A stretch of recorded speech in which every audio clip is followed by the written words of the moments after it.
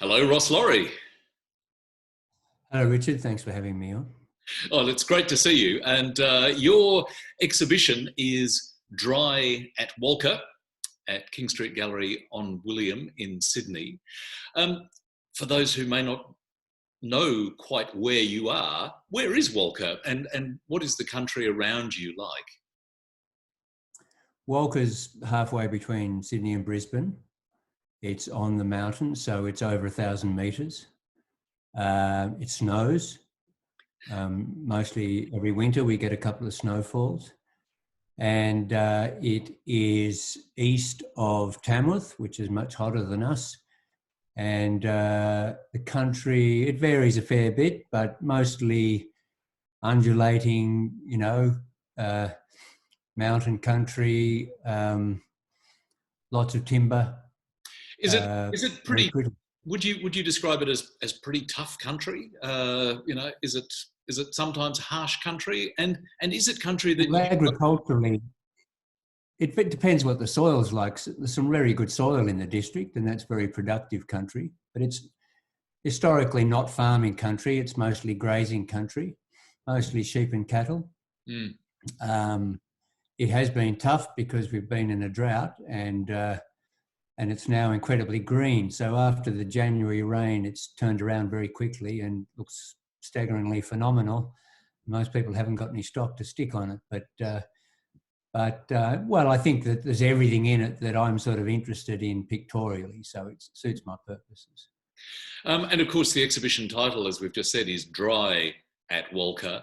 Um, Now you've mentioned it's very green at Walcha. So in a way, this exhibition is almost an artifact or an archive of really tough times that, at least at the moment, are not quite so much in operation. Yes, well, there's been a declining rainfall here over the last 20 years. So what the next spring and summer are like, we don't really know. But the encroaching dry, and last year we had a third of our annual rainfall on top of many dry years. So it just got to be appalling. And with the hot heat and the wind and the dust and the smoke, it felt like the end of the world a little bit. So the apocalypse. It felt like the apocalypse was coming our way, and as it turned out, it arrived for a lot of people. So Well, interesting times. I mean, I don't really title my shows, but it just seemed to be what I was painting about. So let's go straight to a work. In fact, the title work of the show, the very large multi-panelled Dry at Walcha work, which does seem to have many of those elements that you've just described. There's heat, there's elemental forces. You can feel those environmental and atmospheric forces at work. Take us on a little journey into that particular work. Did it reflect those feelings that you're just describing? most of the paintings have a few different stages to them. So at one stage, that was a bright yellow, very constructed painting. And the earlier paintings were yellow, bright yellow. And then I slowly started to paint some of them out. So it just took me a while to find what I wanted to do and to get sort of the feel of the scale and the gesture. And I sort of remember painting half of it. I don't remember painting a fair bit of it. It sort of came out of the quagmire of having no idea a bit, I think. And for a while there, the three paintings with that title, I really started to find something. They were probably all finished, in a week or a couple of weeks.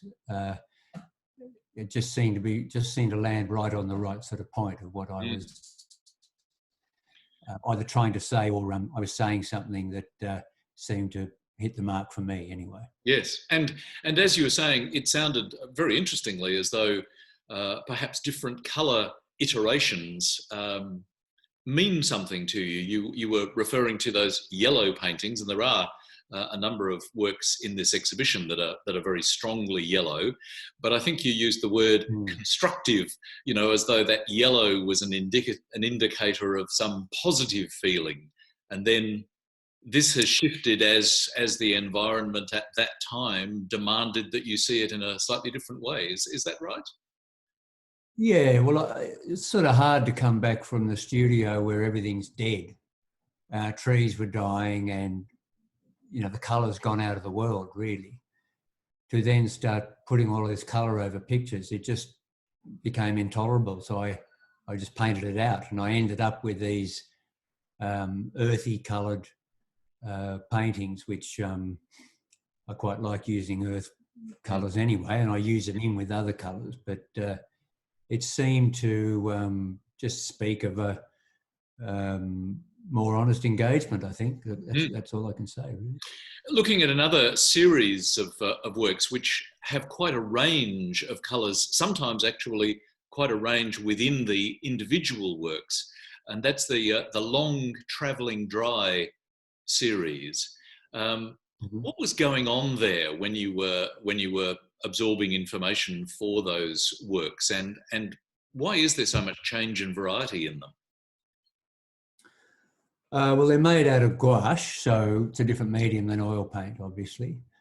We'd endured the drought for as long as we could, and we'd been selling down our cattle, and then we just sold the last of our cows and calves, sadly, and decided just to go for drives. So we went to Melbourne, where our daughters live, and drove through all the terrible country all the way down, and I made them down there.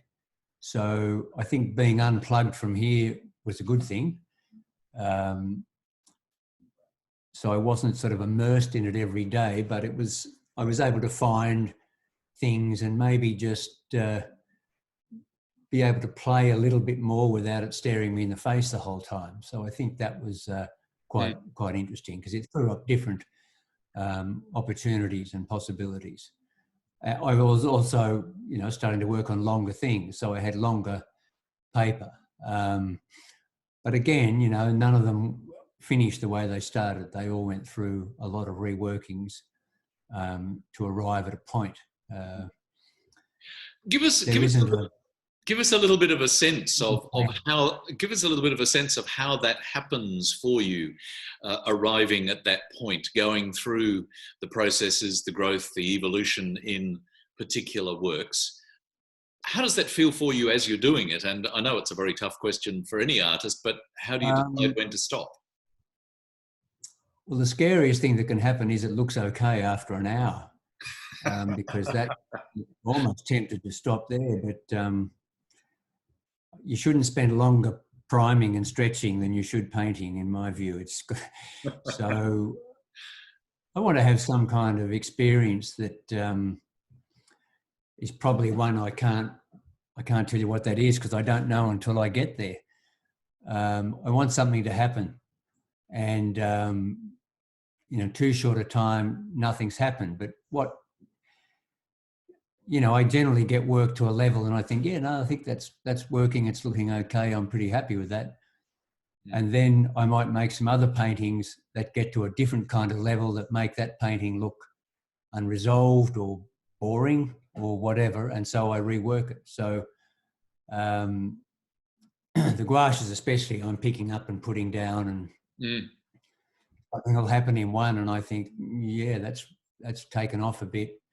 The others don't have that quality at all. They need to step up into that. So I keep sort of upping the ante like that, and hopefully it's an accumulation of understanding what I'm doing, and an accumulation of knowledge and just an awareness that I didn't have at the start.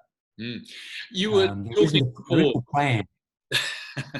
You were talking before about coming from your studio each day when you were painting, for example, some of the Dry at Walcha series, coming from your studio each day and seeing dead trees and a very dry landscape around you, needing to go back and work further on these paintings to incorporate that observation.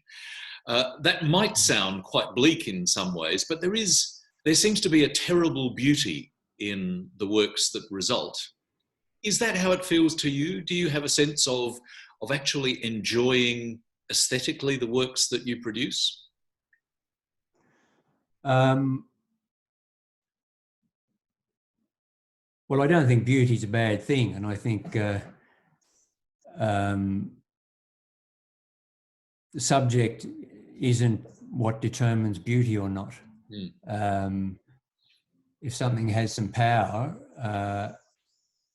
or communicates something, then that can be beautiful in its own way. So, you know, in the mornings, mostly we went out and fed the stock, and there was sort of nothing else to do because everything was pretty much dead. But, you know, we'd been hit by a big storm a few years ago, which killed a lot of trees and did a lot of damage.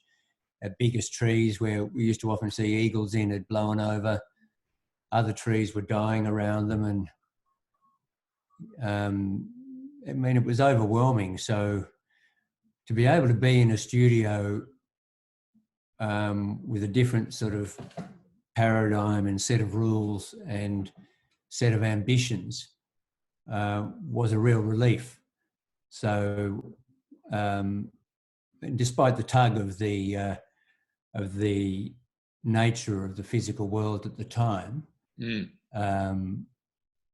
be able to make something of it that wasn't as bleak as it was a relief. So as you are in that landscape, living it and experiencing it, what sort of things in the landscape are you looking to carry then into the paintings, in terms either of the symbolism or the abstraction? Well, it sort of works both ways. Years ago, I had Channy Coventry and Brian Hooper over to my studio. It was a few miles down the road from here, and I was painting in some shearers' huts. And they said on the drive in how much the paintings looked like the road on the drive in, which had never occurred to me. So either I'd taken it in subliminally or not at all. But I hadn't wanted to be a landscape painter per se. I was interested in building paintings and the formal qualities of paintings, and I sort of wanted echoes of landscape. Sometimes I make pictures and then I go out onto the farm and I feel like I've just painted that, and I've never seen it like that before. So the painting has helped me see it. Sometimes I do a lot of little drawings out there and I bring them in and try and make things from them, but that's generally less successful, I think, because then I get trapped trying to reproduce something. And it's almost stitched up before I start, and that's just temperamentally doesn't suit how I work at all. So, but you can't, but you know, I've got to keep bringing information in, otherwise I just keep repeating myself. So if I feel I'm repeating myself, I go into a lot of drawing, and I might never look at it again, but at least I do it, and it helps see. But, you know, I often, you know, I have morning tea and lunch out there, I sit and look and drive around, and you do take a lot of stuff in. It's amazing how much you take in that you're not aware of, I think. And so in a sense, perhaps those paintings, as you finally produce them, as they come out of you, that they are perhaps the landscape that you have actually built inside you, not so much the landscape that's outside you. Bit of both, I think. I like the multiple horizons, and we have a lot of stringy bark and box and gum trees, and so there's vertical, horizontal interplay going on, and that formally is something I'm really interested in, spatially, what I can do with that. So, but maybe that's because I grew up in this sort of landscape and it was always etched in there somewhere anyway. You know, big open spaces with no verticals or anything like that, I'm not quite sure what to do with that. And trips to Broken Hill over the years, I've sort of wrestled with that a bit, but I don't find it easy. So it's a bit of both. I'm partly trying to find a parallel to the world, and I'm also trying to scratch an itch that I obviously have that I can't get to any other way. That's a lovely description. A little while ago, you said, you know, beauty is not necessarily in any way a bad thing. And I wanted to take you to another work which I would suggest to some extent anyway also has Delicacy, which is the work entitled Pink Light. Is that, is that sort of sense of a harsh landscape being able to have delicate moments something you were trying to evoke?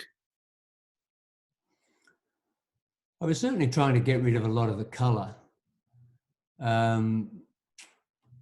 mean, the light now, in the mornings now, the light, and maybe it's because the world's gone green, but the light filtering through the trees is very different than it was, say, a month ago. Mm. It's just got a totally different feeling to it, and it has a different kind of nostalgia to it. I've been thinking about a lot of childhood things that, for whatever reason, I don't quite understand. So in that painting, I was trying to get rid of a lot of colour, and in painting things out, it got pinker and pinker.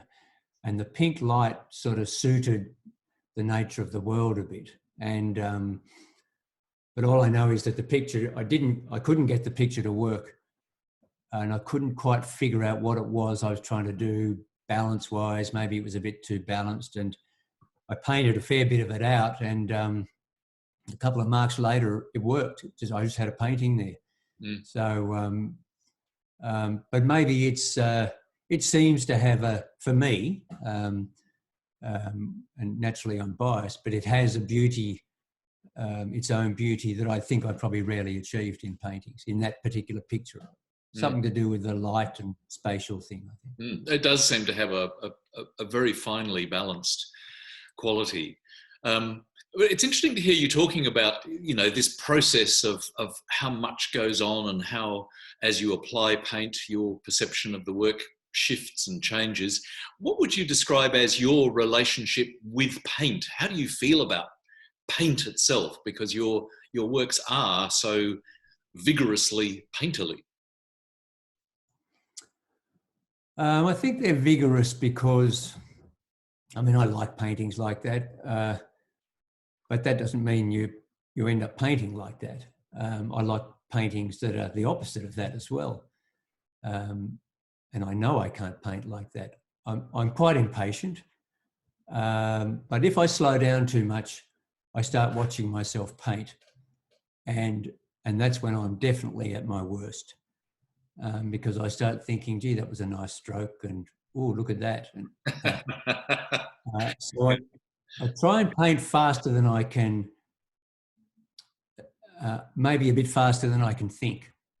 So I'm just painting factually, if you like. Mm. If it doesn't work, I take it out. If it does work, I leave it and see what I can build around it.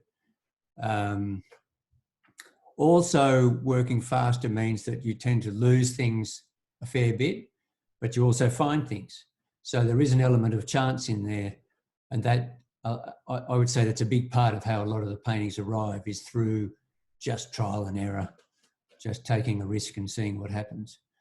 I'm probably a lot braver in the studio than I am outside it, I'm sure. But you're not going to die. If a painting doesn't work, you live to fight another day and you do something else with it.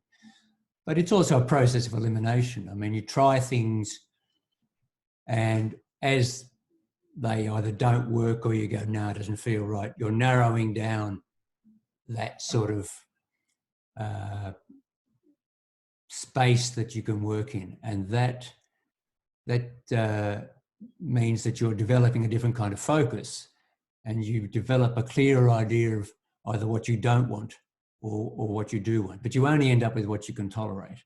So I end up with what I can accept. I have no idea what that looks like at the start. And I don't know what it looks like until I paint it. And then when it works, I can sort of go, yep, that's what I'm after. Yeah. Well, of course, I don't know. Yeah. Well, a great conclusion, and I guess the studio is a very good place to be able to feel brave, if one's able to feel brave anywhere. Can we finish up with quite a dramatic work? And I guess as we come to the end of our conversation, this work is appropriately titled, Is This the End? It's a very dark, very brooding work, very powerful. What prompted the painting of Is This the End? I think I was trying to paint a nocturne, and it may have been the last painting. I think it was the last painting I made.